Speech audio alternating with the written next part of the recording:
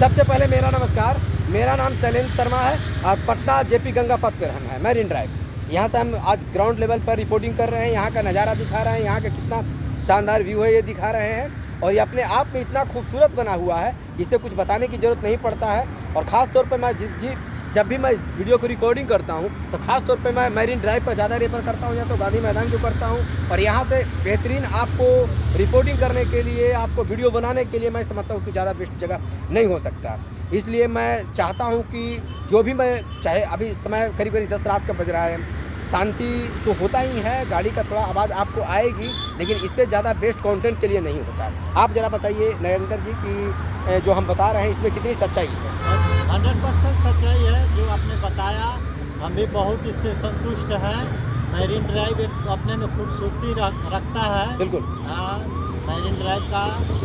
और देखिए मैं एक बात कहूँगा कि सरकार चाहे जो भी बने, नीतीश जी यहाँ से चले गए, रास्ता था उनका मिल गया, लेकिन इसका बाद जो भी उनका मिलने वाला है आने वाला जो समय है, तो मैं चाहूँगा कि कम से कम तो जो भी वो मुख्यमंत्री यहाँ के बने वो ईमानदारी और सत्य के साथ कम से कम तो बेहतर काम करें। मैं एक प्रयास करूँगा और उसका बाद उनको होना चाहिए। और अगर ऐसा बेहतर ढंग से काम करते हैं, बेहतर अगर करने का प्रयास होती है, अगर शायद बदलाव में कुछ अच्छा काम कर पाते हैं तो बहुत अच्छी बात होगी।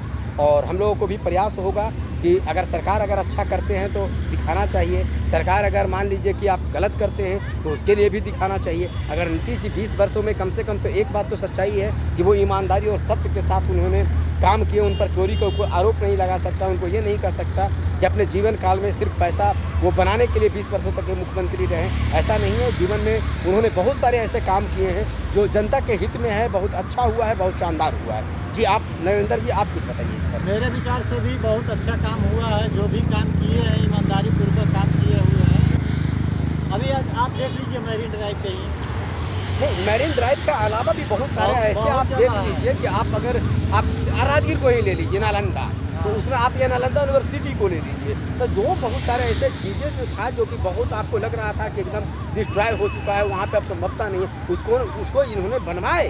आप राजगीर को ले लेते हैं तो राजगीर में अभी देखिए जो क्रिकेट स्टेडियम बनाया गया है अभी आपको नहीं दिखाई दे रहा है, लेकिन आने वाला टाइम मैं बता रहा हूँ कि उसमें IPL होने की संभावनाएँ हैं। उसमें 800 कुछ करोड़ रुपये खर्चा किए थे, इसमें करीब 3300 से ज़्यादा 3300 करोड़ से ज़्यादा इस पर खर्चा किए हैं, जिसमें आवंटित हम बोला था 100 करोड़ के आसपास पहले कुछ दिन पहले भी आवंटित किया गया था। इसको सिर्फ इसको मतलब आपको ग्रिल वगैरह लगाने के लिए है या स्टॉल लगाने के लिए है, तो इस तरीके से इनका चल रहा है। और ये आप कह सकते हैं कि बहुत बेहतरीन ढंग का इनका एक डिज़ाइन किया हुआ था जो कि इतनी बड़ी आप मैरीन ड्राइव को निर्माण करवाए। और मुझे लगता है कि आज के डेट में ये अपने आप में बहुत सुपर है और यहाँ पे शौक से लोग घूमने आते हैं। और सबसे बड़ी चिंता तो यही हो रही है कि भाई अब जो मुख्यमंत्री बनेंगे वो किस तरीके से कार्यशैली को संभालेंगे, किस तरीके से करेंगे। बहुत तरीके कैसे आप देखते होंगे कि जैसे अभी सम्राट चौधरी जी यहाँ पे डिप्टी CM उप मुख्यमंत्री के तौर पर है, तो अगर कोई कंटेंट बना के गाली देता है और उसका आप प्रशासनिक के विभाग के हिसाब से आप डिटेन करवा के आप उस पर कार्रवाई करवाते हैं तो कोई गलत बात नहीं। सोशल मीडिया का मतलब ये नहीं कि किसी का माँ बहन के आप गाली देंगे, आप सरकार के बेवजह गाली देंगे। सरकार अगर अच्छा किया तो सरकार के बारे में बताइए। अगर सरकार के साथ में अगर कुछ लग रहा है कि गलतियाँ हुई है, ये नहीं कर पाया, यहाँ पे लेट कर रहे हैं या यहाँ पे भ्रष्टाचार हुई है, तो उसमें आप कह सकते हैं, उसमें कोई गलत बात नहीं है। लेकिन कम से कम तो वीडियो बनाने वाला, चाहे वो यूट्यूबर हो, चाहे बड़ा से बड़ा पत्रकारिता करने वाले हो, चाहे जो भी लोग हैं, तो कम से कम तो आपको दोनों को बात रखनी होगी, एक आप नहीं रख सकते। आप सिर्फ सरकार को हर में गाली देंगे तो ऐसा भी नहीं कह सकते कि भाई सरकार तो कुछ तो अच्छा काम किया होगा, या सरकार को सिर्फ आप चमचागिरी करते रहेंगे कि टोटल जो काम कर रहा है जीवन में सब अच्छा किया होगा, तो वो भी गलत होगा। अगर वो गलत किया है तो गलत बताइए, सही किया है तो सही बताइए। अगर यहाँ पे हम खड़ा होते हैं तो मुझे लगता है कि नीतीश बाबू ने इस निर्णय से बहुत अच्छा काम किया।